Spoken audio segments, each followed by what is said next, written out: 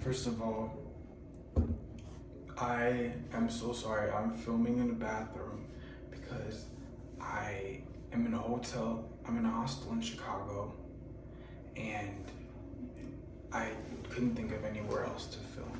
So here's a video on how to travel to Russia in 2023 after sanctions. I just got back from Russia. I was there July, August to September, and I'm going back now for the new year. So this is your guide on how to get the visa. Number one, there's a lot of unknowns that come with the visa. I've done the visa 3 times. The visa process has not changed at all. The only thing that's changed are some travel things because of whatever sanctions, whatever situation you want to call it, that pertains to money, that pertains to accommodations, and things like that. And I'm going to cover that. I'm going to try to do it as fast as possible. I took notes this time. So the first thing that I want to talk about is your mentality when it comes to something like this where there's a lot of unknowns. I want to start out by saying that you can do it and it's possible, and if you feel like you want to do it, then you must do it. So just do it.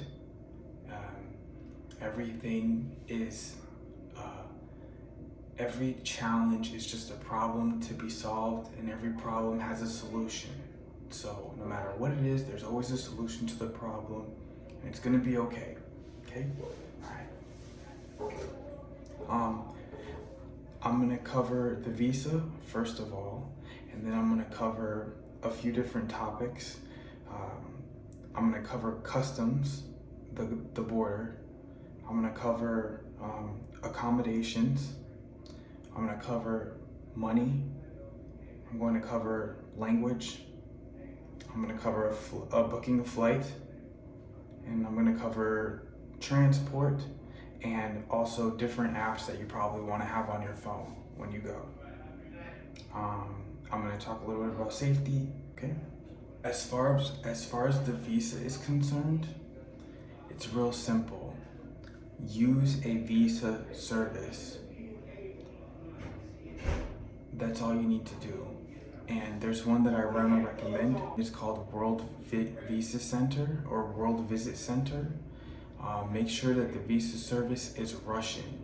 Okay, these people, they do this all the time. They process visas all the time. You want someone that processes a lot of Russian visas, and they'll tell you exactly what you need to do. They'll tell you exactly what they need, exactly what you need to do, and there's going to be no guesswork involved. You don't need to worry about, do I need an invitation? Do I need this? Do I need that? They're going to tell you. They're going to say, do you need it? An invitation is a service that costs some money. They're going to ask you what type of visa you want.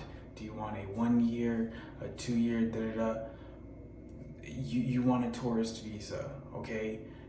There's a tourist visa, which is I think for a month, or there's one for 3 years. The one that I applied for initially was a 3-year one. My 3-year application got rejected. I only got 1 month, okay? Do not book your flight until after you have the visa, okay? Because it takes like about a month to process. So don't book your flight until after you have your visa. You need to choose, if there's anything confusing, is that to choose what type of visa you want. Because there's business visas, there's student visas, there's work visas. For me, I wanted the 3-year tourist visa. That's what I was going for. So a tourism visa. A work visa, I don't really know about, but I'm sure if you ask them about it, they can tell you. So ask about whatever visa, whatever questions you have. For me, I wanted the 3-year tourist visa, and I got it. They got it for me, no problem. Every time I called them, they said it's no problem. that I'm gonna get my visa. I was super anxious about it, but it was fine. I think I'm gonna snap a picture of the visa too, and I might, but I might not, I don't know. For the invitation, it doesn't matter, it's a formality. They pick a random hotel, they're gonna ask you what cities you wanna visit. Basically, once you're in St. Petersburg or Moscow, you can pretty much go wherever you want after that. So it's not a big deal. So I wouldn't worry too much about having a specific itinerary. A lot of it is just a formality. If you're flying into St. Petersburg, say that you're staying in St. Petersburg. If you want to go visit Moscow, for sure, say that you're going to go to Moscow. Other than that, keep it loose. Don't take it too serious. You're going to have to mail in your passport along with a bunch of other documents that they're going to tell you to do. So you're going to have to mail in your passport, and your passport's going to be gone for a month or whatever, and they're going to mail it back to you. So make sure you have an address that they can mail it back to you, where you can go collect it when the visa's ready. They're going to give you a long application with a lot of questions. Some of it's going to be like, have you performed military service? What other countries have you visited, and what are the dates that you visited them? Don't overthink it. Don't lie. Just don't think, oh, you have to hide information. Just don't worry about it. Just fill it out. Use common sense, and don't overthink it. Okay? I'm just saying that because sometimes I think, oh, what if they don't like that I visited this? I don't know. Just don't worry about it. Just put it on there. It's not a big deal. And then also, you might not get the 3-year visa on the first try. I didn't. Mine got rejected, and I got a 1-month visa. But on the second try, I got a 3-year visa, and it was fine. The first time I went with a visa service that was not Russian. That was a mistake. They had no clue about Russian visas, and I think they probably messed it up. So that's why I say it's important. Go with a Russian visa service. That will make it significantly easier. The price of the visa, I believe, is between $160 to I think $300. I can't remember exactly how much it was. I think it was around $200 or so. If you're splitting hairs over a couple $100 for the visa, for a 3-year visa, then a couple $100 shouldn't matter. So it's around $200 though. Okay, this is gonna kind of be out of order, but customs, when you get to the border in Russia, expect to be questioned. You're gonna be set aside. They're gonna ask you questions. They're gonna ask you, why are you here now?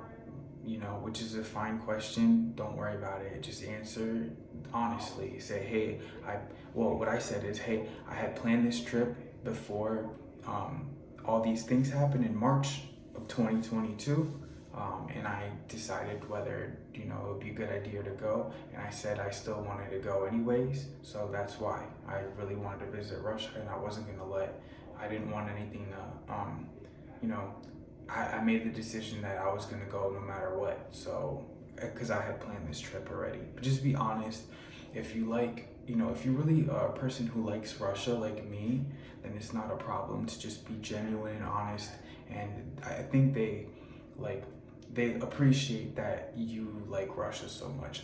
I can't speak for every country is like this, but Russians in particular, I think they really, I don't know, they appreciate that you like their country. So if you do, then that's an advantage for you, because you could just be genuine and tell them, hey, I really wanted to come here. I really wanted to be in Russia, and I didn't want anything to stop me. They say, now's not the best time to come. I mean, just, I know it's probably not the best time to come, but, it is what it is, whatever. They're going to ask you, do you know anyone here? I didn't know anyone here. I said, I just knew people from Airbnb where I stayed at, but I don't really know anyone. Why are you here? I really want to visit Russia. Maybe you want to go attend a language class. Maybe you just wanted to do whatever, be a tourist, sightsee, and whatever. That's a good enough reason. So about the 3-year visa, you can stay 6 months at a time, and then you can stay for 6 months at a time, and then what you do is you're gonna leave. You have to leave the border, exit the country for like a day or for an hour. You just step out and step back in. But I believe that you have to fly back in. You can't come in by land. Okay. I'm not sure about that. I think if you want to make sure, just ask the visa service. They might know. They probably would know better. As far as like airports that travel to Russia, the one that is a no-brainer for me. I always go through Istanbul, but I believe there's a few other airports that go to like St. Petersburg from the United States. So I usually fly out of O'Hare to lay over in Istanbul and then go to St. Petersburg from Istanbul. And I usually take Turkish Airlines, which is a good airline. I've flown with them probably like in the past couple of years, like maybe 4 times already. So as far as money is concerned, with the money, you can't use American cards over there. They're not gonna work. Debit cards, credit cards, they're not gonna work. So the only method I'm gonna recommend is just take a bunch of cash. Take a lot of cash. Anything over 10,000 you have to declare. It shouldn't be a problem. They're probably gonna count your money. They're gonna ask you how much money you have. They're gonna count it. Just deal with it. And what you can do is while you're there, you can change money. What I do is I change money into rubles at in Istanbul airport, but you could do it at Pulkovo airport, or whatever Russian airport. You could change money into rubles. It's not a problem. What I would recommend is you get, they're gonna try to give you 5,000 ruble notes. Those are hard to change. A lot of stores don't carry, it's annoying to change them into smaller bills. So I would ask for 2,000 rubles bill notes. 1,000 is really good to have a lot of 1,000 ruble notes, and 500 is good. And 500 is good. So if you keep 500 and 1,000 and 2,000, but 5,000 ruble notes are going to be harder to break down. Like a good shopping trip of groceries is like around 1,000 rubles. So if you keep giving them 5,000 ruble, it's gonna be annoying. You know what I mean? If you're always breaking 5,000. Oh, and then I was gonna say, so I would change around $2,000 at the airport, and then the rest, what you could do is go to Sphere Bank, and they will open you an account. You can deposit, and you can deposit money into there. And they will change. You can deposit money. They'll give you a card, and then you could draw the money out at any Sphere Bank ATM machine, cash machine, and you could deposit money at the machines as well. And you can also change money at the banks. I did that. They went. They offered to open me an account. All I needed was my passport, and they took care of the rest. I don't speak a lick of Russian, as far as anything useful for having any kind of conversation. They just did it all. They were super nice. Okay, as far as accommodations, if you take enough cash, just anywhere you go to stay, just pay cash and take enough cash where you'll last as long as you're gonna be there. So however much that is. And the one website that's working is Zen Hotel. So there's a lot of hostels that are on Zen Hotel, and you could book it in advance in the States. And that way you don't have to wait until you get there. You can book it, you could reserve it, you could pay for it and have it set up for when you go. So it's zenhotel.com. Other than that, you can pretty much roll up to any hostel and probably get a bed and just pay cash for it. And the hostels and the hotels will register your little registration deal that you need to do. I'm just saying, both times that I was there, they never checked my registration. My registration has never been checked in any country that I was in. I would still do it just in case. I'm just saying, if you stay at a private apartment, then your landlord needs to take you to get it registered.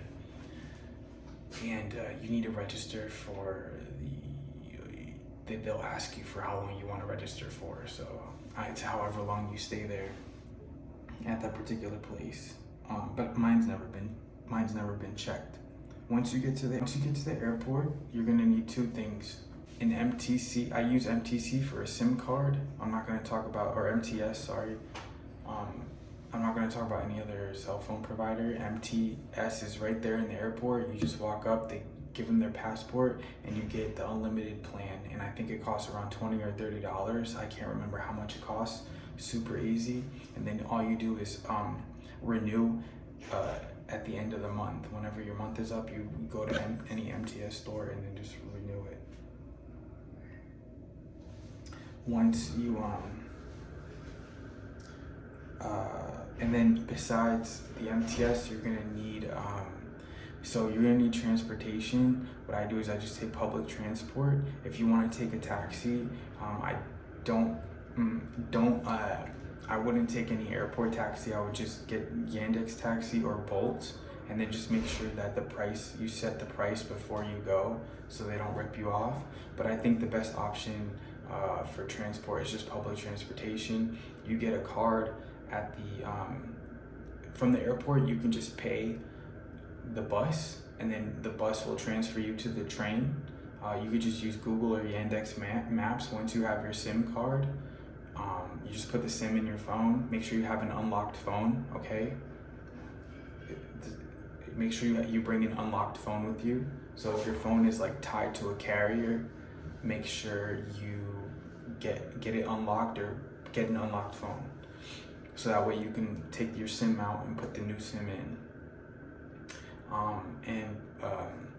Once you get your SIM, you could download, you have all your apps, so you can get Google Maps, and I've just used Google Maps, or you just use even if you don't have data. I've been to a few countries where I didn't have data, and I just use the Wi-Fi, and the maps will save the route, so it'll tell you, okay, you need to take this bus to this train, to this bus, to this train.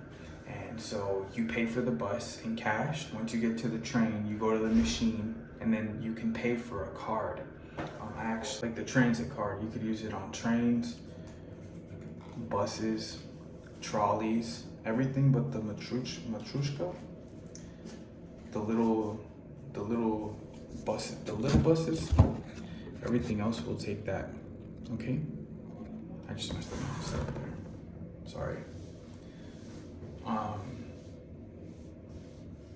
And that costs, I don't know. You can load it up for, I don't know, just put 1,000 rubles, 2,000 rubles, and then it'll last you. Just keep reloading it.